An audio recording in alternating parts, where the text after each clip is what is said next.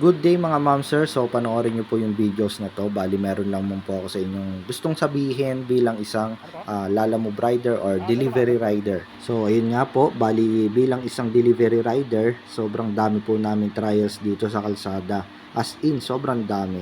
Araw, ulan, sobrang init. Tapos samahan pa ng customer na nagagalit pag yung nalilate yung mga delivery namin.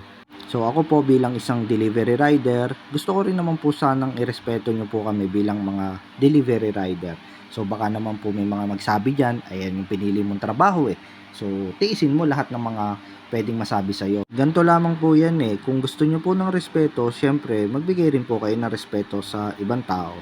Ganito po ang hirap ng mga delivery rider, kahit ganong kabigat yan, kahit ganong karami na pinapadala nyo, dadali namin hanggat madadala namin. So, syempre sa mga kapwa ko delivery rider dyan, laban lang tayo ng patas para hindi tayo nadidiskrimina ng kahit na sinong tao. Tandaan natin lahat na iisa lang po ang nilalabasan at dinadaanan ng mga kinakain natin. Alright, mabuhay po kayo lahat. Peace out!